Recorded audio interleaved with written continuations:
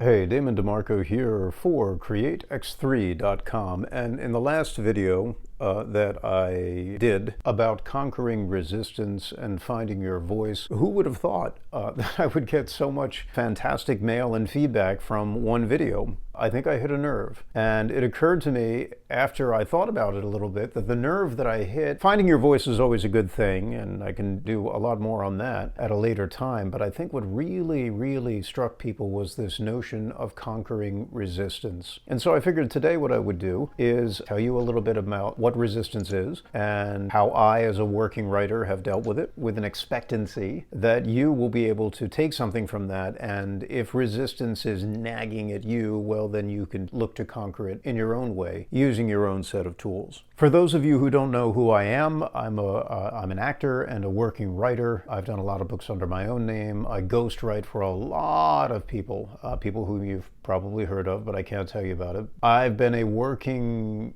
artist for almost 30 years, and that makes me really happy. There have been some up times, and there have been some down times, and there have been some lean times, and there have been some heavy times, some fat times, you know what I mean, where things are going really well. What I can say to you with complete honesty is that through all of these times, resistance is there. What is resistance? Well, first I should tell you where it comes from, the term. There's a book called The War of Art. Not the art of war, but the war of art. And if you have not read it yet, there's a link down in the comments below, and you should go right at, you should just get this immediately. The author's name is Steven Pressfield, and he's one of my personal heroes. I've never met the man, although we corresponded by email once. God, it has to be 20 years ago, about a question that I had. Pressfield wrote, I think it was King Kong 2, like he was a screenwriter for a while, The Legend of King Kong or something of that. It didn't do so well. He's very forthcoming about that in a lot of his work, the ups and downs that he's had. He also wrote a great book, I loved it, called The Legend of Bagger Vance, which was essentially a retelling of the Bhagavad Gita, but on a golf course. And that was made into a movie with Will Smith and Matt Damon, and so I think Charlize Theron may have been in it. So that movie kind of put him in the public zeitgeist for a little while. He's done great work with Greek legends. One of my favorite books by him is called The Gates of Fire, and it is a retelling of the 300 Spartans at Thermopylae who defended the pass against the oncoming Persian Empire. 300 Spartans held that pass. And so his retelling of that is not to be missed. So he's a varied writer, which is probably one of the reasons that I like him, is that he'll go anywhere. He's not just doing, and this is not a slight against genre writers, I love genre writers, but his talent directs him not to do the same thing over and over again, you know. Whatever swims into his net and catches him in his head and his heart, he's going to do it. That's not something the industry always rewards, and it's also a very rare talent in many ways. So that's just another reason to love Steven Pressfield. One thing that you'll probably find, if you care to, search YouTube for Steven Pressfield. He's all over the place, and he gives great interviews. But the reason that I got on the subject in the first place is I was talking about resistance, which he calls, in The War of Art, this very slim, very easy to read book that he wrote, The Resistance, with a capital T and a capital R. And he does that on purpose because that's what he wants people to think of it as. He wants people to think of it as a force that is large enough to be respected. We have to pay attention to it. Kind of like people capitalize the G in God. The resistance has to be kind of met in the same way. It has to be given the same amount of respect. Because the resistance is anything that keeps you from doing your work. Pause here dramatically. You know what I'm talking about. Pressfield points out that it's not the work that actually gets us all screwy. It really isn't. It's the resistance to doing the work. Like, I'm a writer, and I know that every time I sit down to write, I love it. I love it. I lose track of time. Hours could go by. Like, you know, someone's knocking at the door, the phone's ringing. I don't care. I'm in the zone practically every time that I do it. The resistance is that force that tells me, oh, no, don't do it today. Something bad will happen.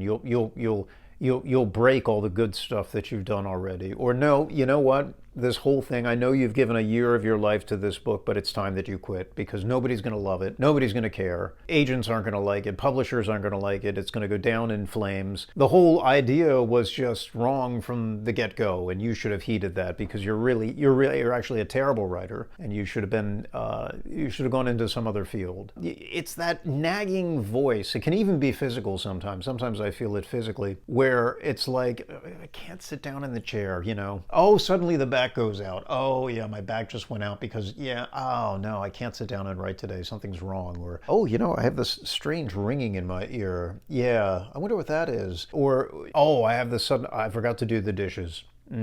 Yes, the dishes are in the sink from last night, and I told myself that I do them so I can't get to the writing right now. Do you see how insidious it is? The resistance is always there. It's always there. I've never met a writer, and I know a lot of them, who doesn't feel it in some way. Now, that doesn't mean that you give in to it. The disciplined artist says, I'm going to do it anyway. And so what happens is you have to find a relationship with your resistance where you do not let it overpower you. And you do get your ass in the chair. Oliver Stone, the screenwriter, once, you know, somebody asked him, how do you write all these screenplays? And he said, oh, that's very, very simple. I have a rule that I use for myself. It's called ass in chair. And he meant that. I'm sure he did. There's no other way you can get the work done. Unless you're like Thomas Wolfe, who wrote standing up. He literally put his typewriter at a countertop and he would write standing up. But that's not what I'm talking about. He was still doing the work. Do you see what I'm saying? So how do we conquer resistance? This is the question that I got asked all the time in the mailbag. It's a very, very good question. And so I'm going to try and attack it today, and maybe I'll do a few of these because it's a very complicated subject. It's very simple in some ways, but it's multifaceted is probably the better way of saying it. The first thing that I think every artist needs to do, and I can speak immediately to writing and acting, and also to music to a certain extent. I imagine it's the same for every artist. You have to recognize that resistance is there. It's a thing. It's not, oh, I don't feel well today, or, oh my goodness, I have a problem, the pencil sharpener isn't working. Those are symptoms of the resistance. Before, you might not have realized that they are actually symptoms of the resistance. They're the resistance popping up, like showing itself here and showing itself here and coming in from over here, you know? And you might have been tempted before to think, oh my God, I'm just so unlucky, or it seems that I just can't get this thing off the ground. That's because you didn't perhaps realize that there is a puppeteer behind the works pulling all of these strings, and that puppeteer is the resistance. It is your resistance.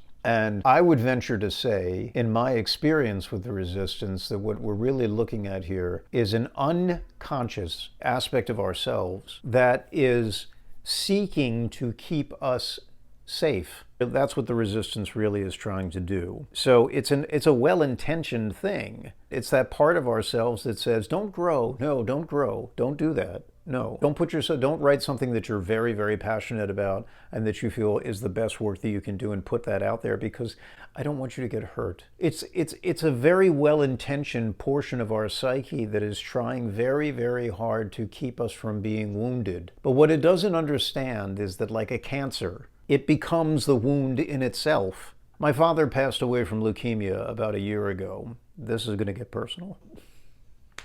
I'm looking at his picture right now. Hey, Dad.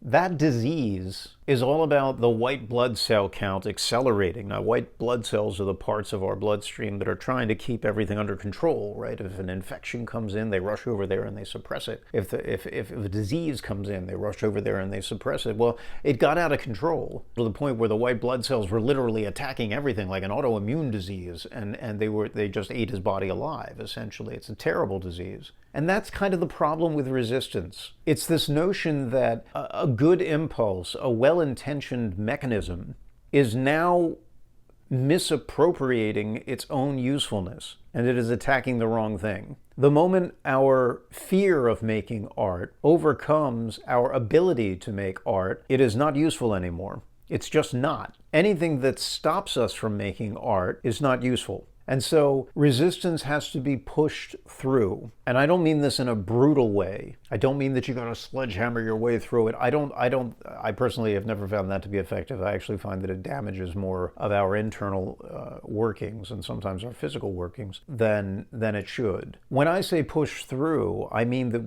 it requires a great deal of fortitude. It requires a great deal of breath work. It implies a great deal of letting go. It implies that we deeply look into our own spirit and our thoughts and hold very, very intimate conversations with ourselves about what's going on, and that we sort out the external manifestations of resistance which are coming from our internal arrangement of our thoughts and feelings. I'll give you an example of what I mean by that. I was doing a seminar once at a university, and I was working with writers of all levels. And there was one writer. She was an English woman, and she was in her mid-50s at the time, I would say. And she handed me some of her chapters in preparation for me to do a one-on-one with her the next day. I read her work, and I was stunned by how good it was. Stunned. Like rarely had, I mean, this is like, I rarely say this about professional work, New York Times bestseller. I mean, I was enthralled by this. I was so captivated by this. And I think she gave me three chapters she gave me. Approximately 50 pages. Standard publishing industry thing. A lot of agents and they want to see the first 50 pages first to kind of get an idea whether should we keep dating, basically. Should we go on a second date? Well, this 50 pages was amazing. And so I had my one-on-one with this writer the next day, and I told her, wow, I very much enjoyed your 50 pages. And she said, well, thank you. I like writing, and I've been working on those for a while. We went into a back and forth about what I thought was really working. And then I said, so what are your plans here? What do you want to do? And she said, oh, well, I would love to become a professional writer. I really would. And I said, let me stop you. I think you can. I mean, in my personal opinion, and it's only that, I would be remiss if I didn't tell you that you have tremendous talent, in my opinion, and I think you should go for it. And she said, oh, thank you so much. I wish I could. I said, what am I missing here? And she said, well, I love to do the work. I said, great. What's the problem? She said, well, it's my husband. He doesn't like that I write. I said, what do you mean he doesn't like that you write? She said, well, he thinks it's fanciful and he doesn't really approve. I said, get another husband. And I meant it. Now, I know that makes me sound like a schmuck to some people. Ideally, she would have a partner who would say, this is important to you, your work is very talented, I support you. And I know that we don't live in an ideal world, but she had to make a decision. Do you see what I'm saying? Resistance had, in a very, very clear way to me, okay, my take on it, externalized itself as this guy who disapproved of her writing and basically said, well, you're never going to be anything, and because I said so, and I'm going to use my influence on your life to kind of tamp that down. And I'm like, listen, no. I can't tell a person how to live their life, but I can tell you this as a working writer. Anybody in your life who doesn't support what you're doing, you got to get away from them. You have to get away from them, and that's really hard. That can be very, very hard until you realize that there's really no choice in the matter. If this is who you are, then that's who you are. And moreover, when we go down the path of what is important to us, great things happen. There are other people in the world, people who are more right for you, whom will be naturally attracted to the things that are important to you. So getting back to this notion of resistance, we cannot be our own worst enemy. And I say this as a person who, in my 20s and my 30s, I did everything I could not to write. I won't bore you or shock you with some of the stupid shit that I did, but I knew all along that I was a writer, and I just hated frankly, the discipline of sitting my ass down in the chair and seeing something through, because it is hard work. I just finished a novel, and I gave it out to some friends whose opinion I know to respect because they're that good, and their feedback was great, and part of me is going, but then some of their feedback was like, this could be even better. And you know that it can be better, the voices inside me saying. And it's going to take maybe another month or two. And of course, the resistance voice is like, oh, don't even bother with it. No, just give it up and move on to something else. And we have to be very, very careful about the voices that we listen to. And the voice of resistance is always going to be there. It will always be there. I don't know anybody who does not have that voice in some way, shape, or form. Any working artist. The skill that we develop, the facility that we develop, is to recognize it and to say, aha, there is this thing called the resistance. It's very internal to me. It's very specific to me. It is going to reveal itself in voices that speak to things that are important to me, and it's going to find my very particular pain points and it's going to press on them. But once you've named that thing, it becomes a little bit easier to look it in the face and say, no, no, not today. Move over, please. I have work to do. And when you get that voice in your head, the resistance generally shrinks away very quickly, because I think it's, in my estimation, it's like it's been found out, Sorry, I didn't mean to trouble you. It's okay. And then it'll come back in 5 minutes, like, want a cup of tea? You could just get up and make a cup of tea, and you're like, I got it, thank you. Did you email so-and-so? You're supposed to email so-and-so, and you go, I know I'm supposed to email so-and-so. I'm going to get to it right after this session, and I'm going to sit down for another hour or so. It can wait.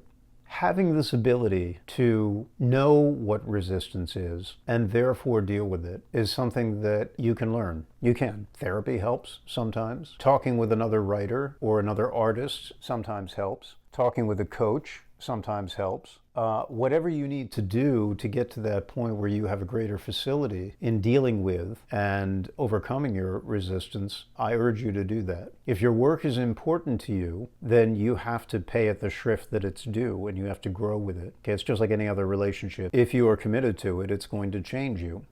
And that can be a little scary sometimes, but the dividends far outweigh any so-called sacrifices that are made. So that's my little piece introducing you to the resistance and how to overcome it. This is the part where I tell you that I do this kind of consulting work, this coaching work. If you want to schedule a one-on-one call with me, there's a link to my calendar down in the thing below. If you want to book out an hourly slot, that's fine. Also, if you're interested in how to build a story, this is specifically for fiction writers, and by fiction I mean film, stage, novels, television pilots. My Break Your Story course is an online course that goes into like more than 4 hours of instruction about how to start with nothing, really, and get yourself up and running to a very, very, very strong outline from which writing the story is very, very simple. You can find a link to that right up here. I also do the Break Your Story online course online, live. So if you're one of those people who wants to do it actually live, either in person or as a group, you can find a link to that right up there as well. So I appreciate your time. I appreciate very much the questions and the comments that you keep sending. The community that we've built here is fantastic. My name is Damon DeMarco for CreateX3.com. Stay happy,